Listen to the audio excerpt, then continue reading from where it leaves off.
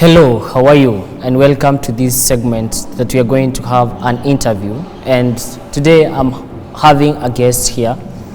And what we are going to talk about is all about business, finance, and industry. Stay with us until the end. How are you? And welcome to this segment that we're going to have a discussion about business. Kindly, could you introduce yourself? Tell us what you do with your day-to-day life. Thank you, Caris, for having me here. It's such a privilege and honor. So, my name is Murithi Duncan. I'm one of the founders for Smoothie DJs Enterprise. Basically, what we do, we offer all categories of smoothies, ranging from mocktails, fruit milkshakes. We do lemonades, we do mojitos. Pretty much, we customize smoothies for our clients, whether they are doing weight gain, weight loss, or just feel good smoothies. Okay, I think I've gotten your point of what you do with business. Yeah. But then my concern is this, like any person who is in the business, we all have different things that we do with our day-to-day lives. But as for you, is this something that you wanted ever to do in your life, or is it something that just came up? Did you ever want to do business from your childhood life? I would say yes, because business has always been part of me since high school, where we used to during break times used to have these donuts and kangumus that we'll come to school with and sell to the students during games. Yeah, so from there, that's what made me enroll into economics and business in the University of Nairobi. Would you tell me, you're in which university? University of Nairobi. So that means whatever you're doing today is what you learned in school? I could say it's somehow related, but so economics is more of there's a lot of statistical work, but in my business it's all just about business. So profit, loss, accounts and everything. So, but it's somehow related because it helps me to economize on what I do. Okay, I'm trying to connect the dots because you have said that you are in the University of Nairobi pursuing economics and statistics. Yes. But now you have a business that is located in the University of Nairobi. Yes. Would you tell me the journey of having a business, not only a business elsewhere, but in the University of Nairobi where you are, because location matters when you do business. And I know there are different things that are different from a person who is doing business outside a university, unlike for you who is doing the business in the University of Nairobi. Would you tell me the journey of having a business in the University of Nairobi? Yeah, so the journey, I did it back when I was in second year there, the second semester. The opportunity basically is to apply to run the tuck shops in the university, and thank God I got one of those opportunities, and that's how I came into business in campus. Okay. I think you have answered one of my questions that I had. Like, for instance, I am a student at the University of Nairobi. Yeah. Currently, I'm in my 4th year. Yes. I'm doing journalism and media. Yes. Now for you say that you started the business while you are in 2nd year. Yes. So, okay, I've said it's application. Yes. So, does it mean this is the process that one has to go through when they want to have a business in the University of Nairobi? Yes, you have to apply. There's shortlisting. So the available spaces are advertised, and then there's shortlisting depending on, because there's lower status, there's upper status in the campuses majorly, and then there's interviews that are done, and whoever emerges the winner gets to run the shop. Okay, does it mean it's something like a competition? Because you have said whoever emerges as a winner. Yes, no, I wouldn't say it's a competition, because it's the panelists are the one who gets to choose who. From the interviews, the panelists are the one who gets to choose who is more suited to run the tuck shop. Let me say tuck shop because that is the preferred word for those shops that are run within the campus. Okay, I'm trying to think of something. When we talk of Murithi is doing a business in University of Nairobi setup. Yes. I don't know whether you have had an experience of doing business outside the university, because okay, in your past. Yeah. Do you have an experience of doing business outside the university setup? Not my own business, but being employed. I've done sales marketing. I've done promotional work for big brands, and it's from there that I picked that somehow I needed to do my own thing, and that's how I got into to believe in myself that I can run business. But yes, I've done business outside, but not my own, just being employed. Okay, maybe to the next thing, you have said about being employed, Yes. and then coming to a point where you decided, I as Moredi, I'm not going to be employed anymore. Yes. Which are the factors or the things that led for you to make the decision that I'm not going to be employed anymore, let me now become boss, have my own employees? And You get to realize when you're employed, you're limited. You're limited to time, some form of freedom, because you're prescribed. You need to run like a robot. So I realized that I love running my own things. I love being the manager. I look at the skills that I got from campus, and I was like, hey, I believe in myself and I can go outside there and do my own thing. okay, you have said about being employed, and now that you're employed, you say that you are running like a robot. But today I understand now that you are a boss to someone. Yes. How now about your treatment to your employees? I wouldn't call myself a boss. I would say I have colleagues at work. We work as a family. We basically call ourselves the smoothie family, and there's a schedule that enables us to be free and interact in a manner that is fair to everyone. So I wouldn't say they kind of feel they are pressed or working as robots, because there's that provision. Yes, you're free to take breaks between the work. There's a performance appraisal. Yeah, so my workmates will work as colleagues. Yeah, it's not like there's a hierarchy. Okay. Yes. I think that's so interesting when you say that you work with your the so-called, because they are your employees. Yes, yes. If you decide today I'm going to shut the business, they are going to suffer. But you say that you work as colleagues. Yes. So something that comes in my mind is most of the employers do not. One of the things that's hard for them, I don't know whether it's the reality or what they say, is trust issues with their employees.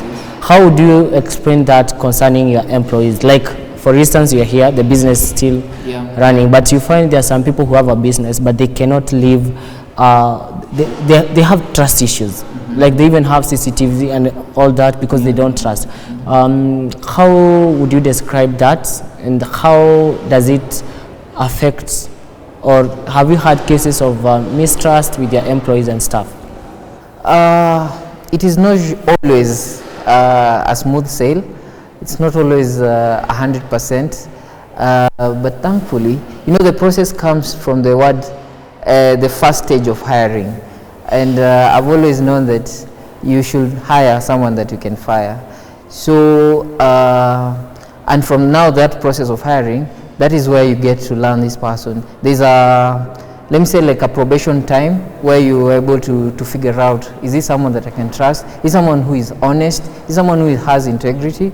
So the culture that we have in our place is more or less a culture that enables someone to freely talk about their challenges and weaknesses. So from there, you're able to build that trust, and it is a trust that no employee wants to distort in the long run. Okay. Yes. Okay, maybe to go back to something that you stated earlier, you have worked, you have been employed elsewhere before having business in the University of Nairobi. Yes. How do you describe the differences or the similarities?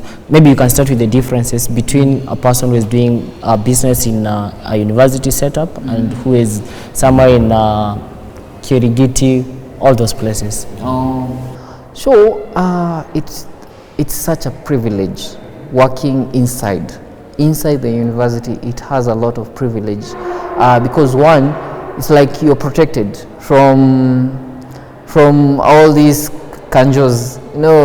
You need a peaceful, a stable environment. Yes, a stable environment to run, and so you're protected from all these kanjos. At least there is no a lot of protocol, because I understand that when you're outside there, you have to work. You have to have all these licenses, work, health licenses, fire, all these licenses. You have to have them in your possession, and they are costly. So we are so privileged to work within the university, and we don't take it for granted. And yes, that's the difference. That's the major difference. And of course, looking at the challenges of maybe power outage and water shortages, within the university, those things are able to be sorted so fast. And yeah, so it's such a privilege to work inside the university. Then I'm sure there are challenges. I think one that I know is we university students are here for a specific time, like after 4 months. Which are the other challenges that you face now that you do business in the university environment? Yeah, one of them, before I go to the challenges, I wanted to say that there's ready market. That's a big opportunity. There's a ready market. Because one of the things I've noted with you, you have like your customers are your customers. Yes. Like for me, when I discovered about you, even if I have to say this, I cannot go elsewhere. Yes. Maybe the only reason you might not see me there is because I'm not around. Yes. But anytime I'm there, like I can't go to any other place. But I think before even we come to ready market, maybe you can say your uniqueness. Yes. Because you are so unique. Like your business is so unique, such that when I take my friends to Hall 6 and they discover, they're like, where have I been? Like they discover this place has been there, and they are like, they can never go elsewhere. Also for me, there sometimes you find people, if they come, they find the place is closed. It's better they go elsewhere. They go home, but not go to elsewhere. Yeah. What's the reason for people sticking with you? What's the secret? You're like Coca-Cola. Like even if someone comes with another product, no one is willing to buy it. They want to stick to what they know. What's the secret behind this? The secret is love. I make you fall in love with what you want, and it is like I said, we custom make, we tailor made every smoothie, every blend is custom made for you as the client. So and it is suited to your health goal. So if you want to lose, if you want to gain, and if you want energy giving smoothies, we have all those, and then we have lots of varieties to choose from. So the main uniqueness is giving the customer what they basically want and blending it or making it from scratch. Because where else in Nairobi are you able to walk in a restaurant and you say you want cucumber, you want ginger, you want mango, and it's blended there from scratch as you see the process taking place. So that is our uniqueness. It makes us stand out, and we offer two things that go hand in hand: quality, quantity. Yes, and our prices are very affordable. They are suited to comrades. Okay, thank you for your time, and I don't take it for granted that you have spared your precious time to be here. I know that you have a precious business that is running there. Maybe something you would like to say to someone who does not even know about Mureithi, that he has a business, where he is, if you would like to come, what would they have to do? Like maybe just send a message to someone who is going to view this, maybe even 1 year later. Yeah. If you're out there and you haven't heard about Smoothies DJs, then you're really missing out, because most of my customers, when they're coming there, they're usually like, where have you been? Where have we been? Why didn't we never know about this place? And it's really funny because during this time, it's when they're clearing with campus. So if you're out there still,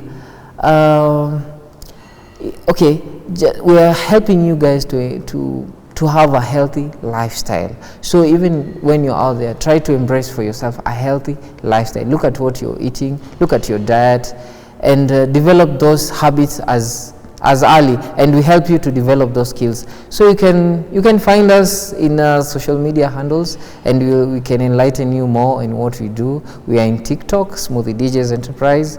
We are in Twitter at Smoothie DJs, and we have our WhatsApp channel. So yes, so you Google us there, and you're able to see what we offer.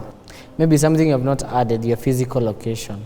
Yes, so we are located at our main production place is Hall 6, that is within the University of Nairobi. It is just across ADD, it's opposite ADD. It is along Lower State House Road, so that is where you are able to find us. And in case you are around town, we also have joints there. There are places where we supply, so we'll be able to pinpoint you where you can find us. But our main production place is in Hall 6. Yes. Thank you for your time once again. We are coming to the end. And thank you every viewer that you're going to watch this interview with Muredi, Smoothies DJ. It's been wonderful to hear about business, the finance, and all that happens in this industry. I've been your host, David Kariuki Mwangi. Till next time, God bless you.